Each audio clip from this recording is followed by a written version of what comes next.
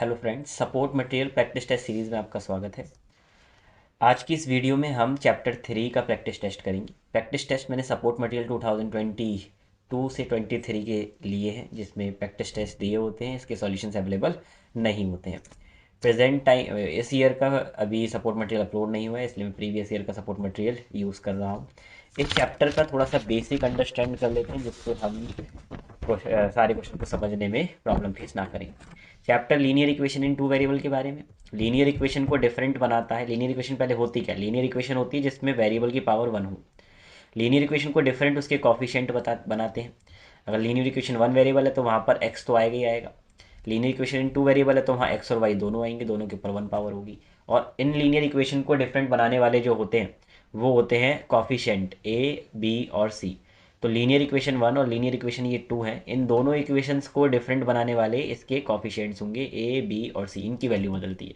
Chapter का नाम है pair of linear equation in two variables. तो इसमें दो वेरिएबल्स होंगे और पेयर होंगे इक्वेशंस के, जो हम डील करेंगे। इन लीनियर इक्वेशन के कॉफिशिएंट्स को कंपेयर कर कर हम कुछ बातें एक्सप्लेन कर सकते हैं। वो क्या क्या बातें एक्सप्लेन कर सकते हैं मैंने यहाँ लिख रखा है, इसको मैं बार बार यूज़ करूँगा तो आप रिकॉल करने के लिए से यूज़ कर सकते हैं। पहला लाइन, दूसरा नंबर ऑफ सॉल्यूशन, तीसरा system of nature of system of equations. ये तीन चीज़ें कंपेयर की जा सकती हैं। मतलब क्या है इसका? लाइंस मतलब जब भी हम लीनियर इक्वेशन से ग्राफ बनाएंगे, ग्राफ याद आ रहा होगा आपको, इस कार्टेशियन प्लेन पर ही ग्राफ बनाए जाते हैं। जब भी हम लीनियर इक्वेशन से ग्राफ बनाएंगे तो ग्राफ के तीन नेचर हो सकते हैं। इन दोनों के ग्राफ या तो इंटरसेक्टिंग आएंगे, एक दूसरे को या तो काटेंगे। इंटरसेक्टिंग आएंगे यानी कि एक दूसरे को या तो काटेंगे, या फिर एक दूसरे के पैरेलल होंगे इनके ग्राफ, या फिर कोइंसिडेंट होंगे यानी कि ग्राफ के ऊपर ग्राफ बन रहा होगा, पता ही नहीं लगा पाएंगे दो ग्राफ बन रहे हैं। तो ये आप पॉसिबिलिटी है कि आप ऐसा कुछ पा सकते हैं कि आप ग्राफ या तो इंटरसेक्टिंग पाएंगे, या पैरेलल पाएंगे, या फिर कोइंसिडेंट पाएंगे। ऐसे ही नंबर ऑफ सॉल्यूशंस भी आप जान सकते हैं। इन दोनों की हो सकता है एक ही सॉल्यूशन आए। एक ही सॉल्यूशन मतलब एक ही कॉमन सॉल्यूशन आए। हो सकता है कोई भी कॉमन सॉल्यूशन आए ही नहीं, यानी कि इसमें जो एक्स और वाई की वैल्यू रख रहे हैं और इसमें जो एक्स और वाई की वैल्यू रख रहे हैं, वो दोनों सेम वैल्यू के लिए इक्वेशन सेटिस्फाई नहीं हो रही, दोनों साइड बराबर नहीं आ रही। यानी कि यहाँ पे जब एक्स और वाई की वैल्यू रख रहे हैं तो ये पूरी इक्वेशन हो सकता है जीरो बन रही, लेकिन उस एक्स और वाई की वैल्यू के लिए ये इक्वेशन जीरो। ऐसे ही इनफाइनाइट सॉल्यूशन की सिचुएशन भी हम इनके वेरिएबल को कंपेयर करके बता सकते हैं, इनके कॉफिशिएंट्स को कंपेयर करके बता सकते हैं। Nature of system of equations का मतलब क्या होता है? इक्वेशंस का नेचर कैसा है? इक्वेशंस का नेचर मतलब ये इक्वेशंस क्या एक साथ बनाना पॉसिबल था? अगर था या तो मतलब इनके कॉमन सॉल्यूशंस होने चाहिए। तो अगर इक्वेशंस को बनाना पॉसिबल था तो इनके कॉमन सॉल्यूशंस होंगे, और कॉमन सॉल्यूशंस होने का मतलब इक्वेशंस कंसिस्टेंट है, इनका नेचर कंसिस्टेंट है, बनाना पॉसिबल था। इनमें एक इक्वेशन दूसरे पर कुछ ना कुछ तरीके से रिलेट करती है, और पॉसिबल था ही नहीं तो इक्वेशंस को इनकंसिस्टेंट बोला जाता है, और इनकंसिस्टेंट इक्वेशन का कोई सॉल्यूशन नहीं होता। ऐसे ही इन इक्वेशन, अब इन तीनों सिचुएशन को बताने के लिए हमारे पास सेम कंडीशंस हैं। जैसे इसमें लिखा है A one upon A two not equal to B one upon B two, इसमें लिखा है A one upon A two equal to B one upon B two लेकिन not equal to C one upon C two. और तीसरी situation में लिखा है A one upon A two equal to B one upon B two equal to C one upon C to.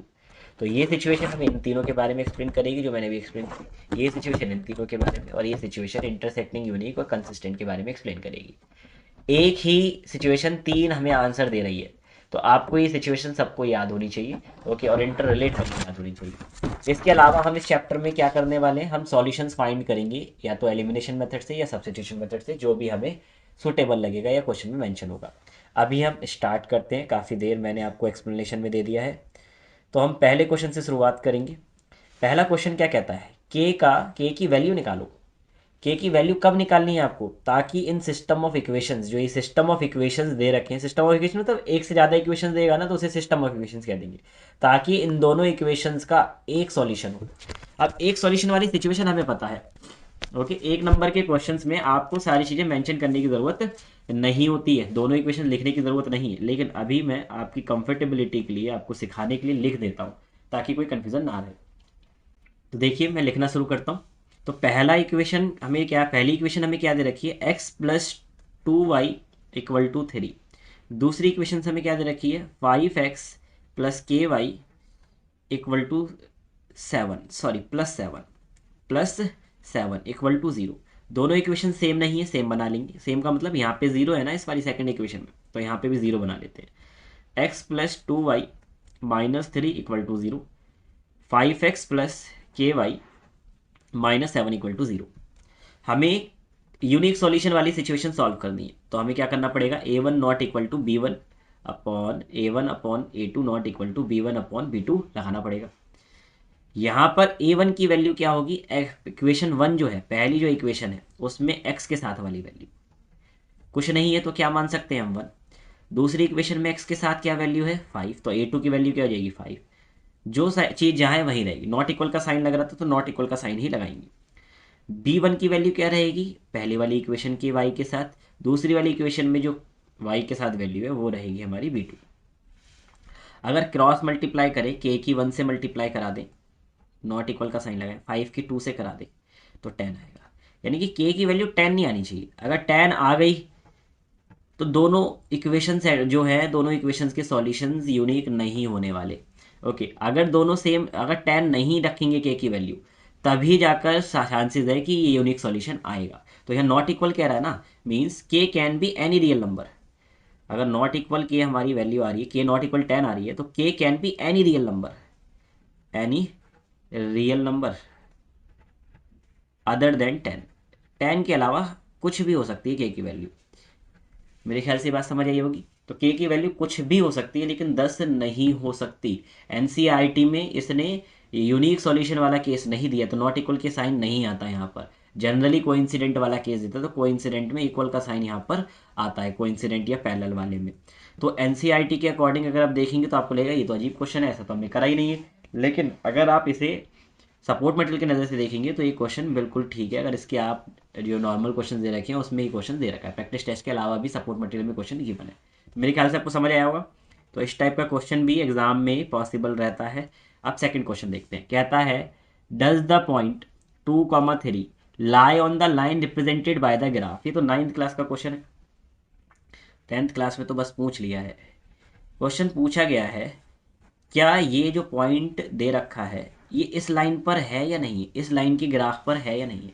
अगर होगा तो आपको पता है ये सेटिस्फाई करेगा, ये पॉइंट इसको सेटिस्फाई करेगा। यानी कि अगर x की जगह 2 रख दिया जाए, y की जगह 3 रख दिया जाए, तो दोनों साइड बराबर आनी चाहिए। देखते हैं ज़रा बराबर आ रही हैं या नहीं आ रही। तो अगर मैं 3 2 ज़ा करूँ तो 6 आएगा, माइनस 2 3 ज़ा करूँ तो 6 आएगा। क्या 0 बराबर 5 होता है, नहीं होता। तो हम कहेंगे द 2,3 डज नॉट लाई, ये लाई नहीं करता। कहाँ लाई नहीं करता, does not lie on the graph. Question पे नज़र बनाए रखेंगे। देखिए क्वेश्चन ने क्या कहा था, ये पॉइंट इस इक्वेशन पे लाई करता है, इस इक्वेशन के ग्राफ पे लाई करता है या नहीं करता। हमें पता लगा नहीं करता। कैसे पता लगा नहीं करता, क्योंकि ये सेटिस्फाई नहीं कर रहा, ये इक्वेशन की दोनों साइड को बराबर नहीं बना रहा है। अब अगले क्वेश्चन पे मूव करते हैं। कहता है the pair of equation, equation का पेयर दे रखा है क्वेश्चन नंबर 3। क्वेश्चन नंबर 3 में पेयर ऑफ इक्वेशन एक दे रखा है, x बराबर a इक्वेशन दे रखी है, दूसरी दे रखी है y बराबर b। दो इक्वेशन दे रखी हैं और पूछा गया है the pair of equations graphically represents. अगर ये pair of equation graphically represent किए जाते हैं तो रिप्रेजेंट्स लाइन विच आर, तो जब इन्हें ग्राफिकली रिप्रेजेंट किया जाएगा तो ये जो लाइंस बनेंगी वो लाइन कैसी होनी चाहिए, इसने पूछा है। अगर मैं इसे ग्राफिकली रिप्रेजेंट करूं, करने की कोशिश करते हैं एक बार। देखो आपने एक 9th क्लास में बात पढ़ी थी, अगर आपको सिंगल वेरिएबल में इक्वेशन दे रखी हो, ठीक है, मान लो जैसे x बराबर a की जगह 5 दे रखा है, सिर्फ समझने के लिए x बराबर 5 दे रखा है, तो x बराबर 5 से एक लाइन बनती है जो y एक्सिस के पैरेलल होती है। तो जो 5 में मानकर चल रहा हूँ ना, ये a है। तो x बराबर 5 का ग्राफ कुछ ऐसे बनेगा, या x बराबर a का ग्राफ कुछ ऐसे बनेगा। और अगर कहता है y बराबर भी, मान लो ये बराबर 3 है, तो y बराबर 3 यहाँ से जाना चाहिए। 3 वैल्यू मान लेते हैं, 3 है, 3 की जगह b ही लिख देता हूँ समझाने के लिए। तो यहाँ पर b रहेगी, तो ये ग्राफ किसका हो गया, ये ग्राफ हो गया y बराबर b का। अगर हम ध्यान से देखें, ये ग्राफ एक दूसरे को काट रहे हैं। जब y की वैल्यू दे रखी है तो x एक्सिस के पैरेलल ग्राफ बनता है, जब x की वैल्यू दे रखी है तो y एक्सिस के पैरेलल ग्राफ बनता है। अगर दोनों एक्सिस के पैरेलल दो ग्राफ बन रहे हैं तो कहीं ना कहीं तो काटेंगे वो। अब इसने कहा है इंटरसेक्टिंग, इंटरसेक्टिंग वाले दो पॉइंट दे रखे हैं। दो पॉइंट में एक जगह लिखता है एट a कॉमा बी और एक जगह लिखता है b कॉमा ए। अगर आप ध्यान से देखें, यहाँ पर x की वैल्यू a आनी चाहिए, इस पॉइंट पे जिस पॉइंट पे काट रहे हैं पहले, क्योंकि x की वैल्यू लिखते हैं, और फिर y की वैल्यू b आनी चाहिए।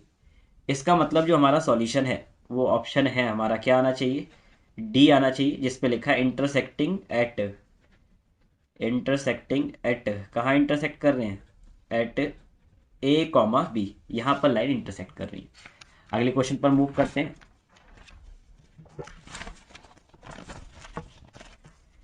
अगला क्वेश्चन क्वेश्चन नंबर 4 है। क्वेश्चन नंबर 4 क्या कहता है, क्वेश्चन नंबर 4 कहता है what for what value of के की किस वैल्यू के लिए ये दोनों इक्वेशंस रिप्रेजेंट करते हैं कोइंसिडेंट लाइन। कोइंसिडेंट लाइन वाली कौन सी सिचुएशन है, देखें ज़रा। कोइंसिडेंट लाइन वाली ये सिचुएशन है जिसमें हमारी तीनों चीज़ें बराबर होती हैं। ए वाला पार्ट, बी वाला पार्ट, सी वाला पार्ट बराबर होगा। A1/A2 बराबर B1/B2 बराबर C1/C2, तीनों ही इक्वल होते हैं। तो हम क्या करेंगे, सिचुएशन लेंगे क्वेश्चन नंबर डाल देते हैं। क्वेश्चन नंबर 4 ये 1 मार्क के क्वेश्चन है, इसमें बहुत ज़्यादा प्रॉपर लिखने की ज़रूरत नहीं होती है। तो क्वेश्चन नंबर 4 में हमें A1/A2 equal to B1/B2 equal to C1/C2 वाली सिचुएशन यूज़ करनी है। ओके, अगर आप ध्यान से देखें x के साथ 3 लिखा है, तो A1 की वैल्यू क्या हो जाएगी 3। x के साथ 6 लिखा है तो A2 की वैल्यू क्या हो जाएगी 6, इक्वल का साइन लगाएंगे।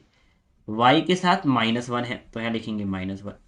यहाँ पर y के साथ माइनस के है तो यहाँ पर लिखेंगे -k इक्वल टू C1 की वैल्यू क्या है, यहाँ पर 8 है। C2 की वैल्यू क्या रहेगी, देखो 16 यहाँ पर है राइट में, इसको लेफ्ट में जब लेकर आएंगे तो प्लस का हो जाएगा। तो प्लस का यहाँ पर लिखना है, इसमें गड़बड़ नहीं कर दी, सारी चीज़ें एक तरफ होनी चाहिए। मैं यहाँ समझाने के लिए आपको बता देता हूँ 3x minus Y plus 8 equal to 0 दे रखा है। जो दूसरी इक्वेशन है 6x माइनस के वाई, ये माइनस के 16 को इधर लाएंगे तो प्लस का 16 आ जाएगा, इक्वल टू 0 लिखा जाना चाहिए। अगर ऐसे नहीं लिखेंगे तो फिर आपका आंसर कभी भी करेक्ट नहीं आएगा।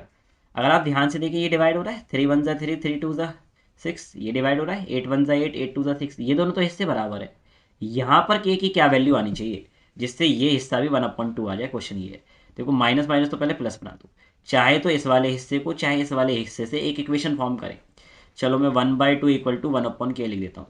अगर मैं क्रॉस मल्टीप्लाई कराऊँ के की 1 से और 2 की 1 से, तो के बराबर 2 आएगा, यानी कि 4k equal to 2। C option हमारा करेक्ट आंसर होना चाहिए। इस के की वैल्यू पर हमारी इक्वेशंस के जो सॉल्यूशंस है, इक्वेशंस जो हैं वो कंसिस्टेंट कोइंसिडेंट, वो सॉरी लाइंस जो हैं वो कोइंसिडेंट हो जाएंगी। इसलिए लाइंस कोइंसिडेंट है ये पूछा है, तो लाइंस कोइंसिडेंट हो जाएंगी। कंसिस्टेंट तो होंगी होंगी क्योंकि सॉल्यूशंस एग्जिस्ट करेंगी, जब कोइंसिडेंट होती है लाइन तो सॉल्यूशंस एग्जिस्ट करते हैं, लेकिन इसने पूछा नहीं है। ओके, अब हम अगले सेक्शन पे मूव करते हैं, सेक्शन बी।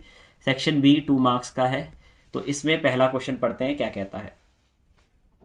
अगर आपको कोई क्वेश्चन समझ नहीं आ रहा है तो मुझसे कमेंट सेक्शन में पूछ सकते हैं, या फिर अगर मेरे आप स्टूडेंट हैं तो पर्सनली मुझसे पूछ सकते हैं, और या फिर वीडियो को रिवाइंड कर सकते हैं, दोबारा से देख सकते हैं ताकि आपकी अंडरस्टैंडिंग और अच्छी हो जाए।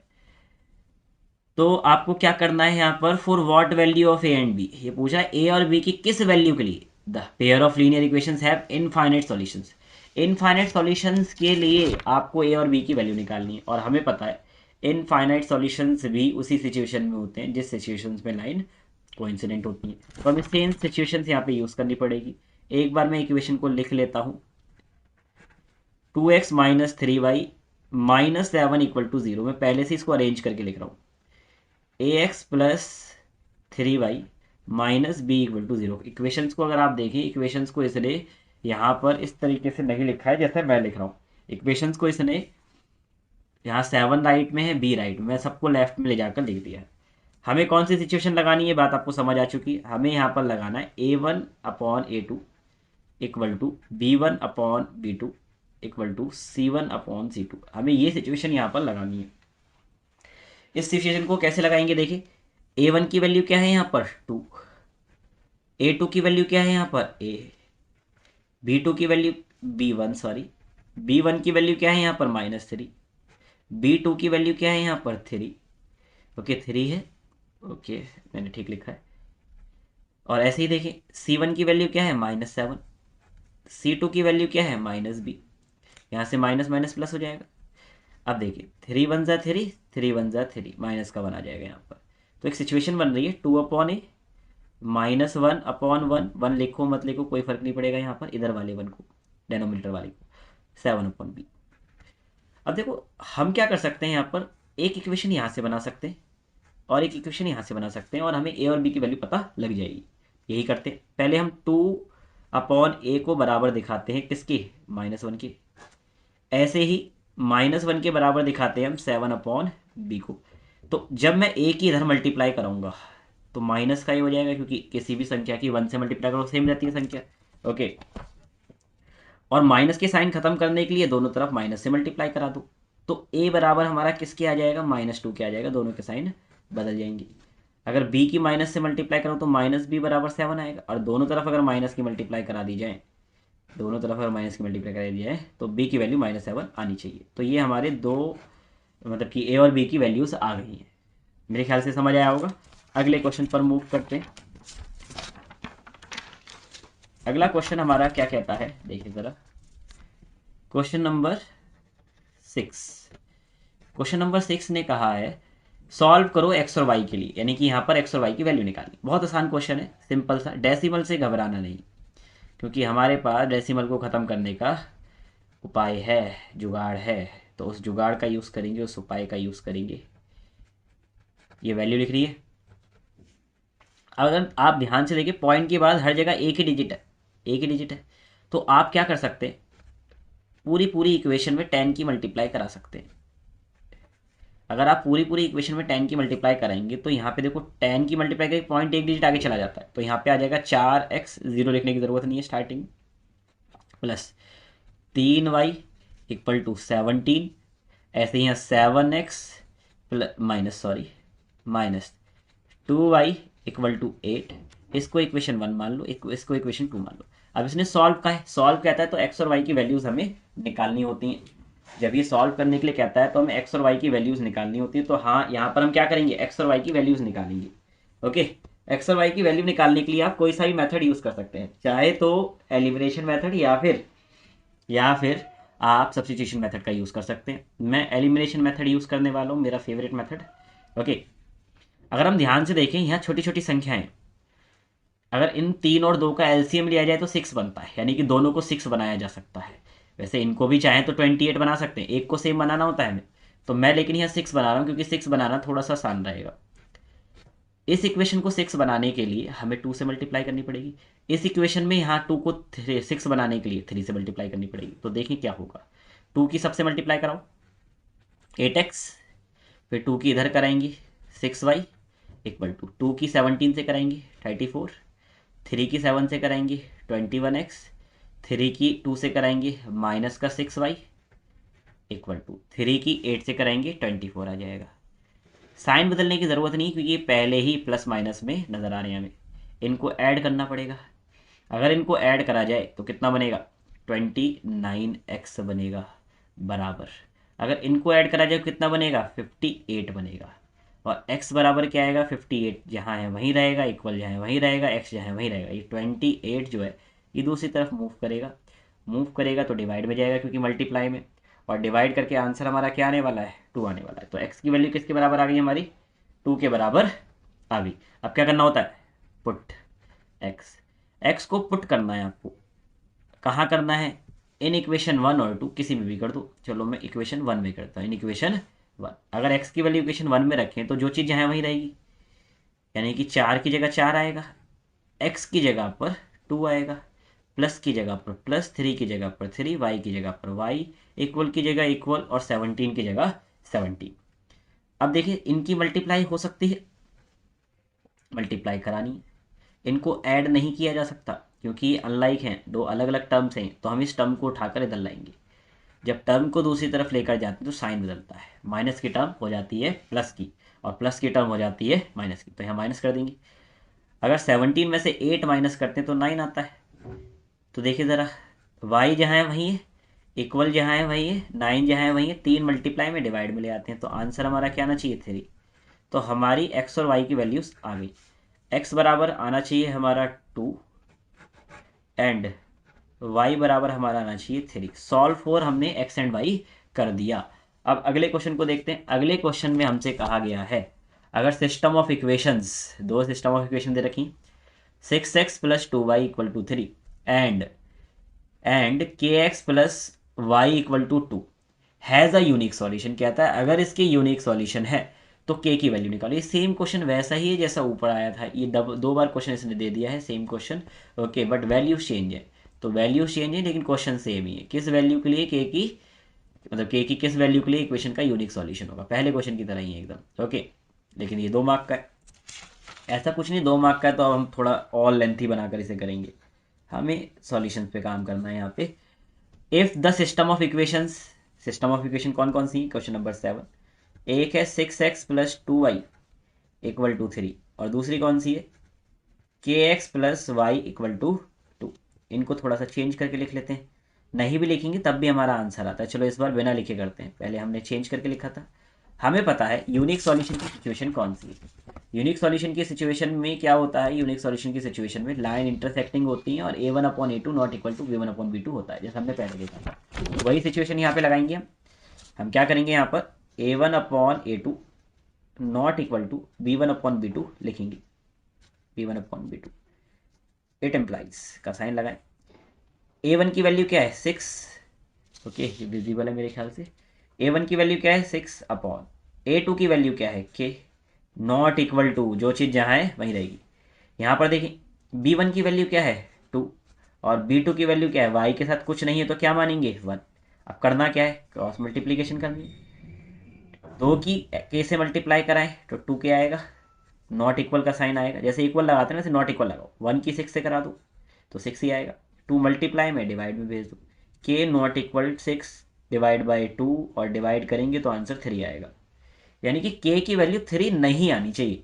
मैं इसको यहीं फिनिश कर देता हूँ ताकि कंफ्यूजन ना हो। k can be any real number, हर कोई रियल नंबर हो सकता है। k can be any real number, any real number, any real number other than, किसके अलावा, अदर देन 3। क्योंकि अगर 3 आया तो दोनों चीज़ें बराबर, मतलब कि दोनों के रेशियो बराबर बन जाएंगे और रेशियो बराबर बन गए तो फिर हमारे इसके कोई सॉल्यूशन, मतलब कि फिर हम इसको यूनिक सॉल्यूशन वाली सिचुएशन नहीं कहेंगे। यूनिक सॉल्यूशन तभी पॉसिबल है जब के 3 के बराबर ना आए, के 3 के बराबर ना आए। ओके, अब अगले क्वेश्चन पे चलते हैं। अगला क्वेश्चन हमारा है solve for X and Y. 3 marks के क्वेश्चन शुरू हो गए हैं सेक्शन सी में। 3 मार्क्स के क्वेश्चन, क्वेश्चन नंबर 8 देखते हैं इसका।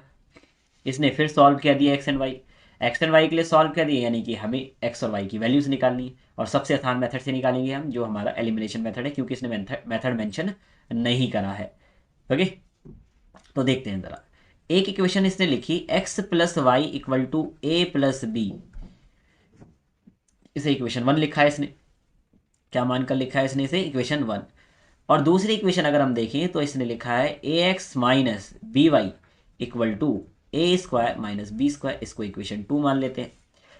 अब यहाँ पर एलिमिनेशन मेथड बहुत आसान है, हमें बराबर बनाना है या तो x वाली वैल्यूज़ को या फिर y वाली वैल्यूज़ को।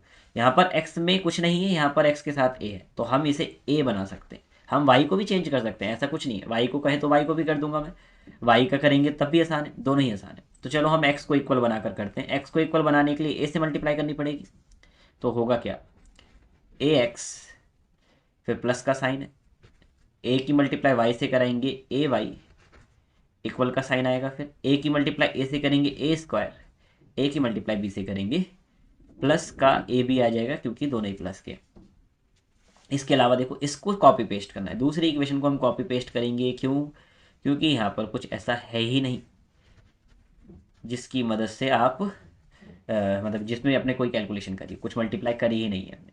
अगर आप ध्यान से देखें ये बराबर तो बन गए, साइन सेम नहीं है, साइन डिफरेंट नहीं है, तो साइन को डिफरेंट बनाएंगे इसे। साइन को डिफरेंट बनाने के लिए सबके साइन बदल जाएंगे, इसका भी बदला जाएगा और इसका भी बदला जाएगा। साइन बदलने से क्या होगा, ये कट जाएगा। अब ay + by है, ay + by = a², ये भी कट रहे, फिर है ab, फिर प्लस का b², ये बन रहा है। इन दोनों में y कॉमन है। आपको कॉमन लेना परेशान करता है, कॉमन लेना प्रैक्टिस से आता है कि अब आपको y निकालना है। अब आपको पता लग गया ना, y निकालते हैं तो कॉमन ही लेना पड़ेगा, एक y होगा तभी तो y निकलेगा, दो y एक साथ कैसे सॉल्व हो जाएंगे, तो कॉमन लेने के अलावा कोई ऑप्शन नहीं है। यहाँ देखिए यहाँ पर b कॉमन है, b कॉमन है तो यहाँ तो बच जाएगा a। कॉमन का मतलब डिवाइड करना होता है, अगर ए बी को a से डिवाइड करेंगे तो क्या बचेगा, सॉरी ए बी को b से डिवाइड करेंगे क्योंकि b कॉमन ले रहे हैं, तो a बचेगा। और b² को अगर b से डिवाइड करते हैं तो यहाँ बी इंटू बी है ना, बी स्क्वायर का मतलब बी इंटू बी, तो एक बी से एक बी कट जाएगा, बचेगा क्या आपके पास, जो आंसर बचेगा वो सिर्फ बी बचेगा, आंसर बचेगा वो सिर्फ बी बचेगा।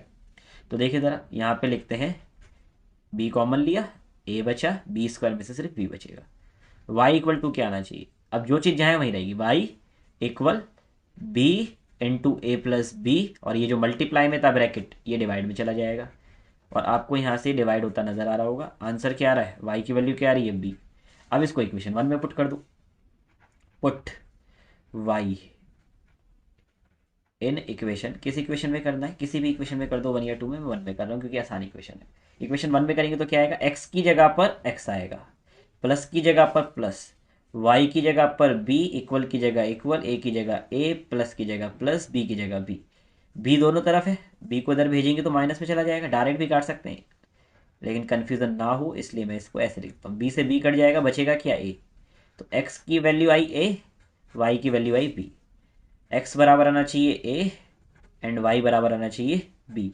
हो गया solve for X and Y.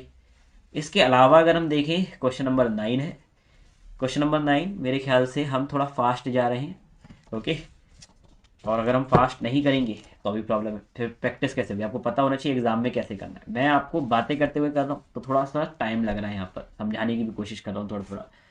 Exam में आपकी प्रैक्टिस स्पीड ऐसी ही होनी चाहिए, क्वेश्चन आ रहा है और आपको पता है क्या करना है, सोचने का वहाँ पे सोचने की ज़रूरत ना पड़े, अगर सोचने की ज़रूरत पड़ रही है यानी कि आपका टाइम खराब हो रहा है और आपका पेपर हो सकता है थोड़ा सा डिले हो जाए, जो एक्चुअल टाइम पे उसे ख़त्म होना चाहिए। तो इसलिए आपकी प्रिपरेशन ऐसी करनी है, आपकी प्रिपरेशन ऐसी होनी चाहिए जिससे आपको सोचना ना पड़े, क्वेश्चन जाते ही हो जाए, तभी टाइम बचेगा, तभी पेपर टाइम पे पूरा होगा, रीचेक हो पाएगा। तो इसलिए मेरी स्पीड को कॉप अप करें, पहले क्वेश्चन को ट्राई करें, उसके बाद देखिए कैसे मैंने करा है। अब देखो यहाँ पर इसने एक हमें स्टेटमेंट वाला क्वेश्चन दे दिया, वर्ड प्रॉब्लम दे दी।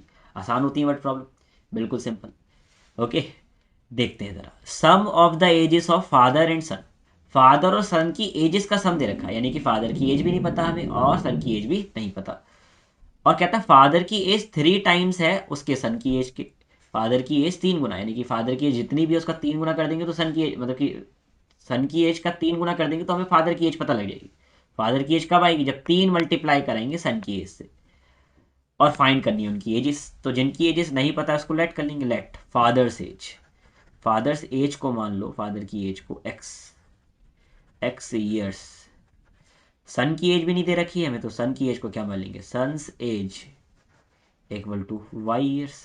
अब जैसा जैसा क्वेश्चन कहता है वैसा वैसा करते जाओ, according to question, according to question, question के अकॉर्डिंग हम स्टेप्स लेंगे। क्वेश्चन क्या कहता है, सम ऑफ द एजेस, यानी कि दोनों की एजेस को जब जोड़ेंगे, एक्स और वाई को जोड़ेंगे तो आंसर आना चाहिए 40, 40 आना चाहिए। और फिर कहता है फादर की एज 3 टाइम्स है, 3 टाइम्स है, फादर की एज 3 टाइम्स है, किससे 3 टाइम्स है, फादर की एज 3 टाइम्स है। चलो पेज चेंज कर लेते हैं, ओके, इसको इक्वेशन 1 मान लिया, ठीक है, फिर उसको यहीं पे लिखा, फादर की एज 3 गुना, यानी कि फादर मतलब एक्स, एक्स बराबर है, देखो क्या करना होता है, फादर से मतलब एक्स, इसको हिस्से को मानेंगे एक्स, इज आ गया ना इज, और उसके बाद सीधे सीधे 3 टाइम्स लिख दिया, तो इसकी जगह इक्वल लगा देंगे, फिर लिखा 3 टाइम्स, यानी कि 3 की मल्टीप्लाई करनी है, 3 की मल्टीप्लाई किससे करनी है, डेट ऑफ हिज सन, यानी कि उसके सन की जितनी भी एज है उसकी मल्टीप्लाई 3 से करनी है, और सन की एज क्या है वाई, ठीक है, ये बन गई इक्वेशन 2। अब यहाँ पे हमें बस सॉल्व करना है। बच्चे सॉल्व करने के लिए फंस जाते हैं, सर हम कौन सा मेथड यूज़ करें, हम सब्स्टिट्यूशन मेथड यूज़ करें या लीनियर, मतलब कि सब, या एलिमिनेशन मेथड यूज़ करें, कौन सा मेथड यूज़ करना चाहिए, ऐसी कोई लिमिटेशन नहीं, आप कुछ भी यूज़ कर सकते हैं। जैसे देखो यहाँ 2 इक्वेशन बन रही है, और जब हम सब्स्टिट्यूशन मेथड लगाते हैं तो 3 इक्वेशन बनानी होती है, आपको पता है, लेकिन यहाँ देखो डायरेक्ट हमें एक्स की वैल्यू पता है 3 वाई के बराबर, तो तीसरी इक्वेशन क्यों बनाए, डायरेक्ट इस में जो एक्स की वैल्यू आ रही है उसको इक्वेशन 1 में पुट कर दो, तो हमारा आंसर जल्दी आ जाएगा। देखते हैं मैं क्या करने वाला हूँ, यहाँ रख लेते हैं, मैं क्या करने वाला हूँ यहाँ, पुटिंग, पुटिंग या पुट लिख दो सीधे, value of x in equation 1, elimination से भी कर सकते हैं, उससे भी आसानी से आएगा, ठीक है, equation in equation, putting value of x in equation 1, आप एलिमिनेशन से भी ट्राई करना एक बार। एक्स की जगह रखना है 3 वाई, प्लस की जगह पर प्लस, एक्स की जगह पर 3 वाई, प्लस की जगह पर प्लस, वाई की जगह पर वाई, इक्वल की जगह इक्वल और 40 की जगह 40 लिखना है। इनको जोड़ा जा सकता है, जोड़ेंगे तो 4y आ जाएगा इक्वल टू 40। 4 मल्टीप्लाई में है तो डिवाइड में भेज दो, और डिवाइड होकर आंसर हमारा आना चाहिए 10। तो y बराबर क्या आ रहा है 10, यानी कि x बराबर क्या आएगा, x तो y से 3 गुना है, y से 3 गुना 3 टाइम्स, तो मल्टीप्लाई करेंगे तो 30 आ जाएगा। तो हम कहेंगे फादर्स एज, फादर्स एज किसके इक्वल हो जाएगी 30 ईयर्स। लास्ट में आंसर जरूर करके आ जो उसने पूछा है, आदत बनानी है सभी को, वरना टीचर इस पे मार्क्स काट लेते हैं। सन्स एज इक्वल टू क्या है 10 ईयर्स। अब इसके बाद देखते हैं लास्ट क्वेश्चन, फाइनल क्वेश्चन। ठीक है, सिंपल है ये भी। इसने कहा क्या है, इसने कहा है, यहां पे इसे देखते हैं जरा। इसने कहा है solve, solve the following pair of equations graphically. Solve मतलब एक्स और वाई की वैल्यू निकालनी, लेकिन इसने कह दिया ग्राफिकली सॉल्व करो। ग्राफिकली सॉल्व करना यानी कि आंसर तो निकालना है, इसका सॉल्यूशन तो निकालना है, लेकिन ग्राफ की हेल्प से निकालना है। अब ग्राफिकली सॉल्व कैसे करते हैं, ये भी आप क्लास 9 से करते हुए आ रहे हैं।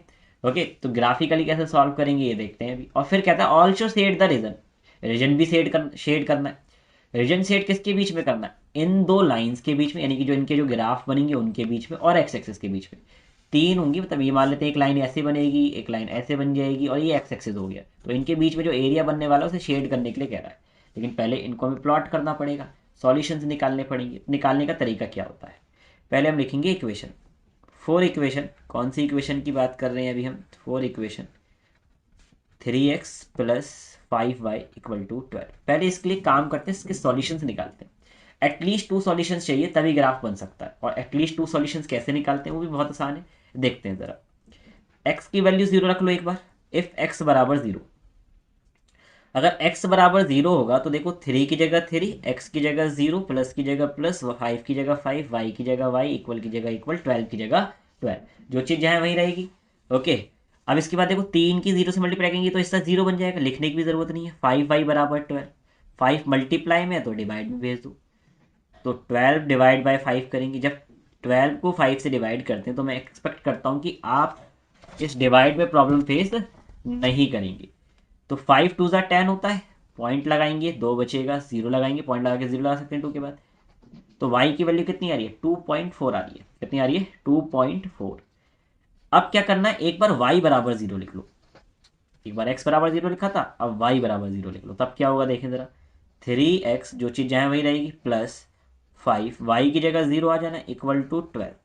ये हिस्सा तो 0 बन जाएगा, 3x बराबर 12 आएगा, x बराबर आएगा हमारा 12 डिवाइड बाई 3, और 3 से डिवाइड करने पे आंसर क्या आता है 4। एक टेबल ऑफ सॉल्यूशन बनी हमारी, टेबल ऑफ सॉल्यूशन बनानी है छोटी सी। ठीक है, टेबल ऑफ सॉल्यूशन बनाने से बस कोई ज़्यादा खास बेनिफिट नहीं मिलेगा, लेकिन थोड़ा दिखने में अच्छा लगेगा। तो यहाँ पर क्या करना है हमें, x की वैल्यू जब 0 रखी थी, y की वैल्यू कितनी आई 2.4। अगर y की वैल्यू 0 रखी तो x की वैल्यू क्या आई 4 आई। तो ये टेबल ऑफ सॉल्यूशन बन गई। ओके, एक काम करते हैं, मैं इसी पेज पर दूसरी इक्वेशन को सॉल्व कर सकता हूँ, कर लेता हूँ। आप जो है अलग पेज पे करना। ओके, मैं समझाने के लिए एक ही पेज पे कर ले रहा हूँ। ओके, और अगर जगह है आपके एग्जाम में, आपको लग रहा है कि हाँ यहाँ आ सकता है आराम से, तो कर भी लें, कोई इशू नहीं है। फोर इक्वेशन, कौन सी equation, second equation. 3x minus 5y equal to -18। अब यहाँ पर क्या करना है सेम, अगर x बराबर 0 है, x बराबर 0 बनना है, 3 into 0 minus 5y equal to -18। ये 0 हो जाएगा इसका, -5y इक्वल टू क्या आएगा -18। माइनस का 5y जब डिवाइड में जाएगा, पहले तो चाहे तो माइनस माइनस कैंसिल कर सकते हैं ऐसे करके। ओके, तो 18 को जब 5 से डिवाइड करेंगे तो कितना आंसर आएगा, 5 3 ज़ा 15, 18 में से 18 में से 15 जाएगा, 3 बचेगा। 3 तो डिवाइड होता नहीं है, पॉइंट लगाएंगे, 3 को बना देंगे 30, और 30 कितनी बार में जाता है 6 टाइम्स में जाता है। तो हमारे एक सॉल्यूशन निकल आया, x की वैल्यू 0, y की वैल्यू 3.6। दूसरा सॉल्यूशन निकालते हैं, इफ y बराबर 0, अब y बराबर 0 मान लेते हैं, 3x minus 5 into 0 equal to -18। जो चीज़ जहाँ है वहीं रहती है, याद रखना है। तो मैंने हर चीज़ वहीं लिखी, 3 जहाँ था वहीं है, x जहाँ था वहीं है, माइनस भी वही है, 5 भी वही है, वाई की वैल्यू भी देखो वही है, इक्वल भी वही है, -18 भी वही है। ये इसका 0 बन जाएगा, तो 3x बराबर क्या आएगा, -18। x बराबर क्या आएगा, -18 डिवाइड बाई 3, और 3 से डिवाइड करने पे -x आ जाएगा। टेबल ऑफ सॉल्यूशन बना दो, table of solutions. Table of solutions बनाएंगे अगर आप, तो यहाँ पर आपको x लिखना है या y लिखना है। x की वैल्यू जब 0 रखी थी तो y की वैल्यू कितनी आई थी, 3.6। एक्स वाई की वैल्यू 0 रखी तो x की वैल्यू क्या आई, -6। तो ये हमारे दो सॉल्यूशंस आ चुके हैं। इसके बाद क्या करना होता है, इसके बाद एक इंग्लिश की लाइन लिखनी है, plotting the solutions on Cartesian plane. Plotting the solutions on Cartesian plane. कुछ टीचर्स जो हैं वो रिकमेंड करते हैं कि आपको तीन सॉल्यूशंस निकालने चाहिए, जिससे एक्यूरेसी ज़्यादा होगी, जिससे क्या होगा, गलती अगर हुई है तो आपको पता लग जाएगा। तो आप वो भी कर सकते हैं, कोई इशू नहीं है, लेकिन इस पर मार्क्स नहीं कटेंगे कि आपने दो सॉल्यूशंस क्यों निकाले। दो सॉल्यूशंस पे ग्राफ बनाया जा सकता है। तो दो सॉल्यूशंस पे ग्राफ कैसे बनाएंगे अब देखते हैं। मैंने ग्राफ को पहले से ड्रॉ करके रख रखा है इस टाइप से, और मेरे पास एक ग्राफ बुक भी है जिसकी हेल्प से मैं आपको समझाने वाला हूँ। एग्जाम में ग्राफ बनाना बहुत मुश्किल काम नहीं होता, बस आपको ये देख लेनी है एक्स की वैल्यू और वाई की वैल्यू की रेंज क्या है, मिनिमम क्या है, मैक्सिमम क्या है, उसी हिसाब से आपको ग्राफ ड्रॉ करना है। मैंने पहले ही बना रखा है ताकि आप बोर ना हो। ओके, और अब हम इन सॉल्यूशन को प्लॉट करते हैं। ओके, और फिर सॉल्यूशन निकालेंगे, कॉमन सॉल्यूशंस। पहले इस इक्वेशन का कर लेते हैं, टेबल ऑफ सॉल्यूशन में एक्स की वैल्यू जब 0 है, एक्स की वैल्यू 0 कहाँ होती है, वाई एक्सिस पर, तो वाई बराबर 2.4 है। आपको ग्राफ पेपर का ही यूज़ करना है जब भी आप बनाएं, क्योंकि अगर ग्राफ पेपर का यूज़ नहीं करेंगे तो आपकी सॉल्यूशन एग्जैक्टली नहीं आएंगे जहाँ पर वो उन्हें होना चाहिए। तो अगर x की वैल्यू 0 है तो y की वैल्यू 2.4 आ रही है, 2 और 3 के बीच में आ रही है। और 2.4 कहाँ आना चाहिए, अगर आप देखें 2.4 लिखा है तो 2.4 बीच के थोड़ा नीचे आएगा। ओके, बीच से थोड़ा सा नीचे आएगा, यानी कि मैं इसे एग्जैक्टली प्लॉट कर देता हूँ, मार्क कर देता हूँ जहाँ भी इसे आना चाहिए। ओके, मैंने इसको मार्क कर दिया, आपको शायद विजिबल नहीं होगा, आप खुद ट्राई कर कर देखें इसे तो ठीक बन जाएगा। ऐसे ही जब x की वैल्यू 4 है, y की वैल्यू 0 है, तो ये तो बहुत आसानी से बना लेंगे आप, ये हो गई। अब क्या करना है आपको, अब आपको स्केल की हेल्प से यहाँ से एक लाइन बनानी है। मैं स्केल लेकर आता हूँ एक बार। स्केल की हेल्प से आपको क्या बनानी है, एक लाइन बनानी है। बनाते हैं ज़रा, ग्राफ बनाना है, लाइन बनाना है, दोनों को सेम ही चीज़ मानते हैं।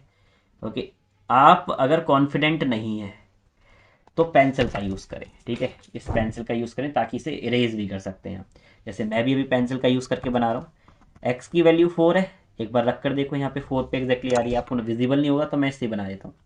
एक्स की वैल्यू 4 है और वाई की वैल्यू कितनी है, वाई की वैल्यू 2.4 है, तो इनको यहाँ से आप ज्वाइन कर सकते हैं। ओके, ये हो गया हमारा ग्राफ। ओके, थोड़ा सा और एक्सटेंड कर देते हैं, ये हमारा एक ग्राफ बन गया। ओके, ये किसका ग्राफ बना है, ये ग्राफ बना है इस इक्वेशन का। तो इस पे चाहे तो आप लिख सकते हैं ये 3x + 5y = 12 का ग्राफ है। ये लिख देना, मेंशन कर देना, अच्छा इम्पैक्ट पड़ता है। ओके, नंबर्स थोड़े नंबर्स जैसे मैंने मेंशन कर रखे हैं, सारे नंबर्स मेंशन करने होते हैं। इस पे एक्स एक्सिस वाई एक्सिस लिखना कंपलसरी होता है। आगे देखते हैं, दूसरे का ग्राफ बनाते हैं। दूसरे का ग्राफ कैसे बनाएंगे, जब एक्स की वैल्यू 0 है, वाई की वैल्यू कितनी है, 3.6, यानी कि जब एक्स की वैल्यू 0 है, वाई की वैल्यू 3.6 है, तो ये यहाँ कहीं आना चाहिए, 5 के ठीक ऊपर वाले हिस्से पर इसे आना चाहिए। इसको मैं यहाँ पर मार्क कर देता हूँ। ओके, आप खुद बनाकर देखना, ग्राफ पेपर पे बढ़िया से बन जाएगा। जब y की वैल्यू 0, x की वैल्यू -6 है, तो ये यहाँ आना चाहिए। तो एक बार इसका ग्राफ ड्रॉ कर लेते हैं। ओके,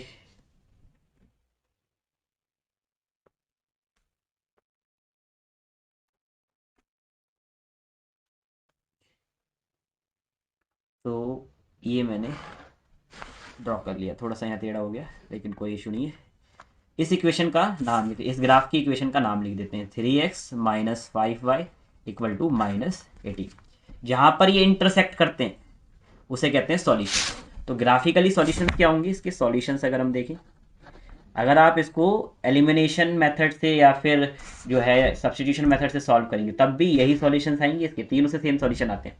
एक्स की वैल्यू -1 है, वाई की वैल्यू 3 है, तो सॉल्यूशंस क्या हो जाएंगे, सॉल्यूशंस आर -1, 3, वही पहले x की वैल्यू फिर y की वैल्यू रखते हैं। ओके, इसने कहा था शेड भी करना रीजन को। क्या कहा है इसने? रीजन को शेड करो जो इन दोनों लाइंस और x एक्सिस के साथ बनेगा। तो इसने इस रीजन को शेड करने के लिए कहा है। तो इस रीजन को आपको शेड कर कर आ जाना है एग्जाम में। ये वो रीजन है जो शेड करना था। ओके, क्वेश्चन ये था, आपको नहीं था क्वेश्चन में पूछा हुआ। तो शेड द रीजन ही था, ग्राफिकली सॉल्यूशंस भी बता दिया आपने। एक यहाँ पे एग्जाम में ये भी लिख कर आओ ये ग्राफ किस क्वेश्चन का है, तो क्वेश्चन नंबर 10 का ये हमारा ग्राफ है। और जब आप क्वेश्चन को अपने एंड करो तो सीधा ग्राफ लिख दो, सीधा ग्राफ, और वहाँ पे आपने फाइनल सॉल्यूशन दे रखा होगा। ये सारी चीज़ें मेंशन कर कर आनी है। अगर नहीं करिए प्रॉपरली मेंशन तो आपके मार्क्स काट सकते हैं टीचर। जैसे क्वेश्चन नंबर नहीं लिखा, यहाँ सॉल्यूशंस लिख दिया आपने, ठीक है, यहाँ सॉल्यूशंस आपने मेंशन कर दिए, तो हो सकता है टीचर आपके मार्क्स को डिडक्ट कर ले। तो उस रिस्क को हमें नहीं लेना है। तो आई होप आपको समझ आया होगा, इस वीडियो ने आपकी मदद करी होगी। ओके, नेक्स्ट वीडियो के साथ मिलते हैं आप। Thank you.